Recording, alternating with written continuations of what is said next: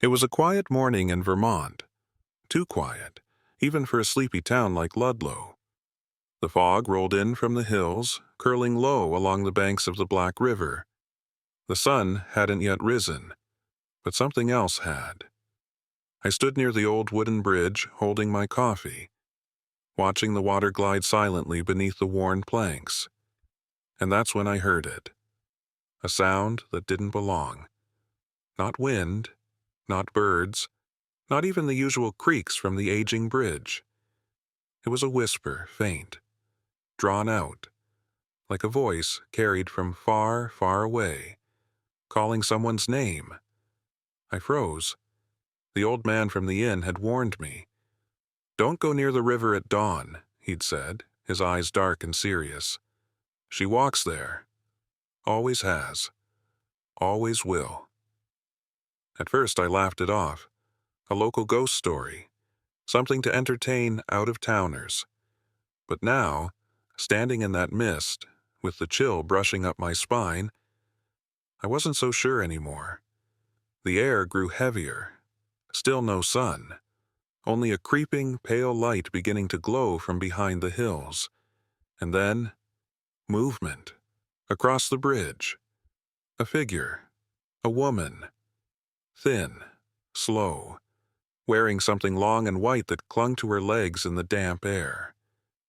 My first instinct was to call out, but the words caught in my throat. My heart thudded once, twice, and then stopped. She paused halfway across, turned her head slightly. That's when I saw her face, pale, almost gray, eyes wide open but hollow, empty, and worst of all, she was smiling. Not a warm smile, not sad, just still. I stepped back. My foot crunched a stick, loud in the morning hush. The woman froze. Then she vanished, just like that. Gone. No sound, no footsteps, not even a ripple in the water below. Only the whisper remained, floating through the trees, as if someone were still saying her name, over and over again. After what I saw that morning, I couldn't leave it alone. Something about her, the stillness, the sadness, the smile that didn't belong on any living face, it stayed with me. I asked the innkeeper again that afternoon. This time he didn't smile. He just sighed, set down the old mug he was cleaning, and sat across from me like he had waited years for someone to finally ask. "You saw her," he said quietly. I nodded. "The bride," he whispered. "Eleanor." I leaned in. That was the first time I heard her name. Eleanor Grayson, born 1869, daughter of Thomas and Mary Grayson, lived her whole life in Ludlow. They owned a small farm near the edge of Black River, just a mile or two from the bridge. She was engaged once, to a man named Richard Hale. He came from out of town, a schoolteacher from Montpelier, polite, well-dressed.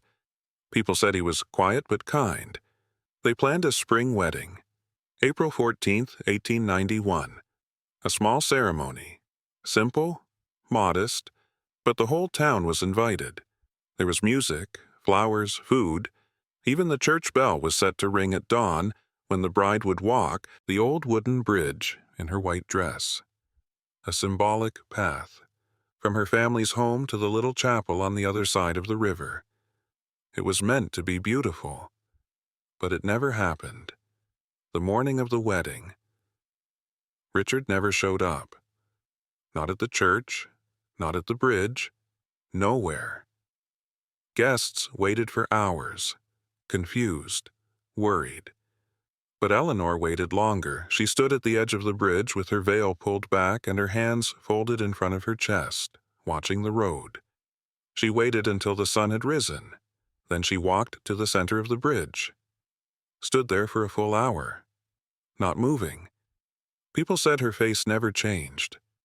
That strange, quiet smile, like she already knew something. And then, she disappeared.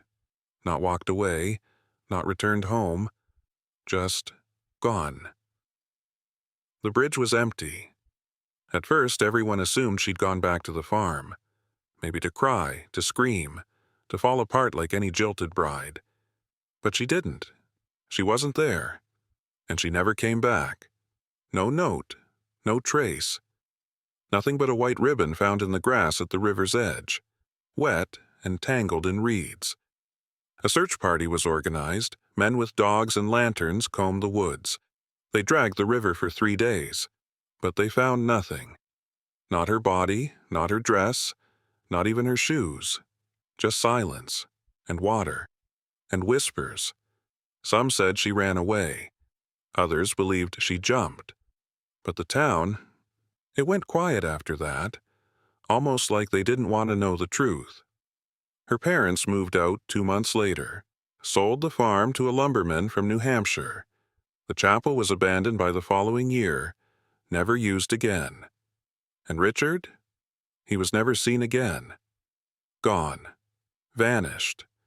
As if he too had walked off the earth that same morning. One day, 2 lives, erased. And that should have been the end. But it wasn't.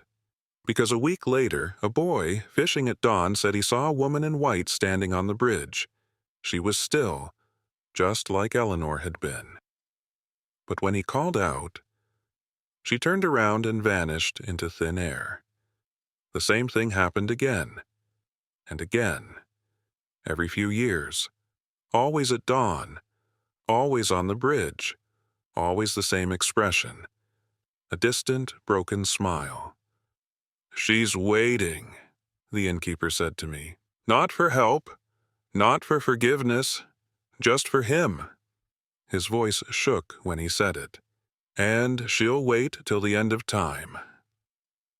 I didn't sleep that night. I just sat at the window, watching the black trees sway in the wind, listening for footsteps I hoped I wouldn't hear. But I did. Around 4:47 a.m., the same time she'd been seen every year since 1891. I heard a soft creak outside. It sounded like wood, bending under weight. I peeked through the curtain. The bridge was empty. But the river? The river was glowing. Just a little.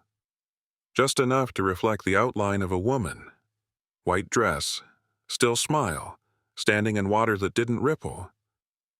I shut the curtain, held my breath, and for just a second, just one awful second, I swore I heard someone whisper, "Richard." The next morning, I went back to the bridge. The fog was thinner this time, the air colder. The water looked still, but not peaceful. It felt like it was listening, waiting. I didn't stay long, but I had to know more. So I went to the town's little museum, a quiet, dusty building next to the library, barely staffed, but full of forgotten files. And that's where I met Sarah. She was maybe in her 70s, bright eyes, a sharp voice, and a memory like a steel trap. "You saw her, didn't you?" she asked. I didn't say yes. I didn't have to. She nodded and pulled a file from the bottom drawer. Thin, tied with a red ribbon. "Local folklore," it said in pencil. But inside were real things. Old, fragile, dark. A black and white photograph of Eleanor. She looked softer than I imagined. Eyes kind, mouth delicate. She was beautiful and sad, even in stillness. There was also a newspaper clipping, dated April 16th, 1891. "Local bride vanishes on wedding day." And tucked behind that, a letter, handwritten, faded, curled at the edges. I held it carefully. "Found behind wall panel in the Grayson farmhouse, 1974. Someone had scribbled in the corner. I read it aloud. "My dearest Eleanor, forgive me. I cannot go through with this. It is not your fault. You are pure and kind. But I am not who you believe me to be. They are coming for me. I do not have time to explain, But I must disappear. You will not hear from me again. You must not try to find me. Please remember me not. I thought the story was done, that Eleanor had found peace, that I could move on. But I was wrong. Dead wrong. It started with the phone calls. The first one came 3 days after I returned home. My cell rang at exactly 4:47 a.m. Of course it did. I answered. Nothing. Not static. Not breathing. Just silence. But not empty silence. It felt like someone was there, waiting for me to speak first. I whispered, "Hello?" Click. The next night I unplugged my phone, turned it off, put it in a drawer. But at 4:47, my landline rang. I don't even remember the last time I used my landline. It's been there, dusty, forgotten, like a museum piece. But it rang, and when I picked it up, I heard her. Not a voice exactly. A hum. Faint, like a lullaby half remembered. Something sad. Something broken. It made the hairs rise on my arms. I sat on the edge of the bed holding the phone against my ear, just listening, until it stopped. That day, I found white petals on my front porch. They weren't from any tree in my neighborhood. No wind could have blown them here. They were too clean, too deliberate, almost like a trail, leading nowhere. I tried to push it out of my head, tried to work, to write, to focus on anything normal. But the shadows in my house grew longer, even in the middle of the day, especially in the hallway, especially near the guest room. That's when I heard it. The knock. 3 slow taps on the wall behind the bed. I froze, listened. Then it came again. 3, steady, measured, like a code, like a heartbeat. Knock, knock, knock. I stood up, moved toward it, put my ear to the wall. Nothing. But I could feel something. Not air, not warmth, presence. I called a contractor the next day, asked him to check for pipes, or maybe an animal in the wall. He checked, found nothing, said the wall was solid, no gaps, no space. Nothing could be knocking from inside here, he said. But I knew better. I knew. That night I couldn't sleep. I stayed up, lights on, coffee in hand, trying to stay alert. But somewhere around 2 a.m., I dozed off in the armchair. And I dreamt. Of her. She stood at the river again, the bridge behind her, veil covering her face. She turned slowly. This time I saw her eyes. Black, endless, empty, but wet, like she had been crying for 100 years. She reached for me, whispered, "Come back." I woke up gasping. The lights were off. Every single bulb in the house, dead. The hallway was dark. The guest room door creaked open. I didn't open it. I couldn't. Instead, I sat in the kitchen until dawn, watching the hallway, waiting.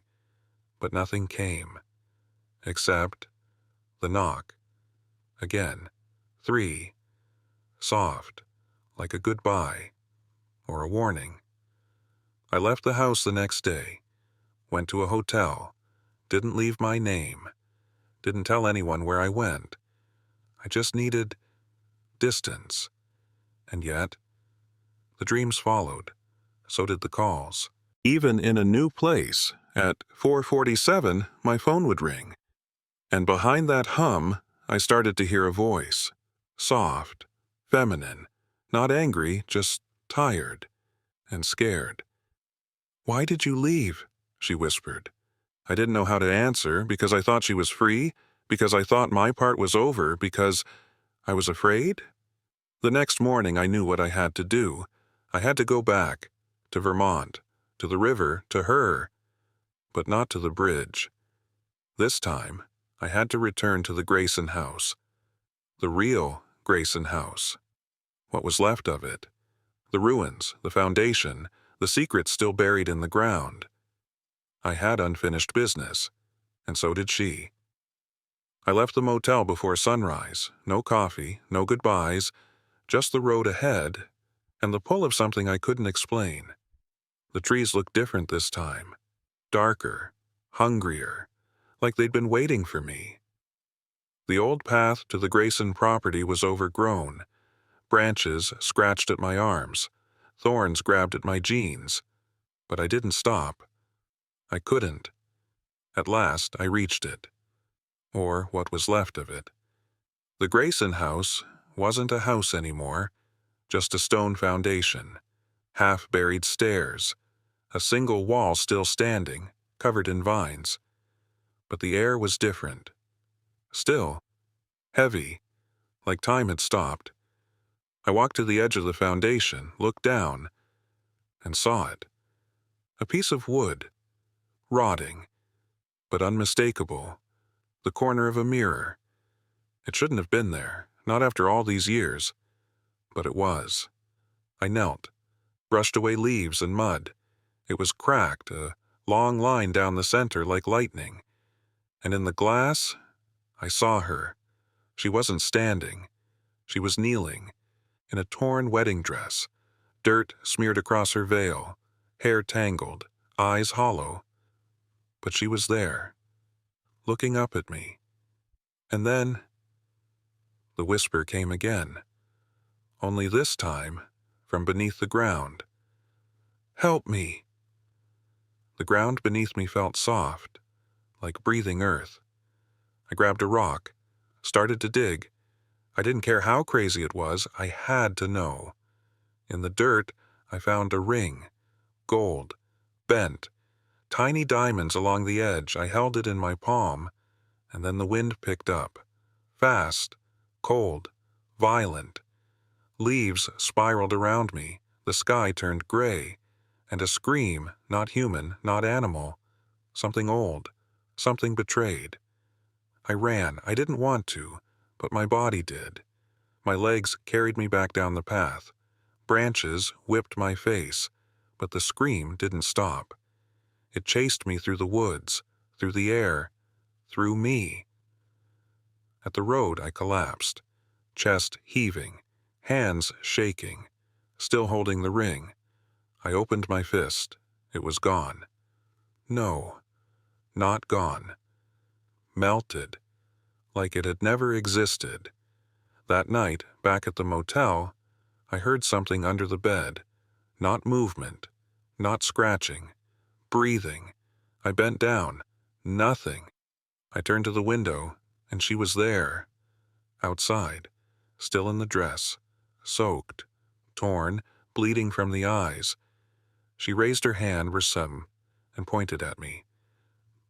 "Ramsey, room. Me." The lights went out. The glass shattered. I screamed, but nothing came out. Only cold. Only the sound of footsteps. Soft. Coming closer. I blacked out. When I woke, it was morning. The window was whole, the lights were on, but my hands were covered in dirt. And on the desk, a note, written in faded ink. 2 words. Finish it. I didn't sleep again that night. Because now I knew this wasn't about her wedding, or the bridge, or the river. This was about a truth buried deep, a secret kept hidden for decades. And I was the one who had to bring it back. I didn't check out of the motel, I just left. The road stretched ahead of me like a question I wasn't ready to answer. But I drove anyway. Back to the town, back to the records office. It was Sunday, closed. But I didn't care. I found the back door unlocked. No alarm, just the smell of dust and forgotten stories. The filing cabinets groaned as I opened them. Old paper, faded ink, birth records, marriage licenses, obituaries, and then a name. Eleanor Grace Grayson. Married July 2nd, 1951. Spouse, Thomas Eli Cartwright. I had never heard his name before. There was a photo attached to the license. 2 people, smiling. Eleanor, young, glowing, and next to her,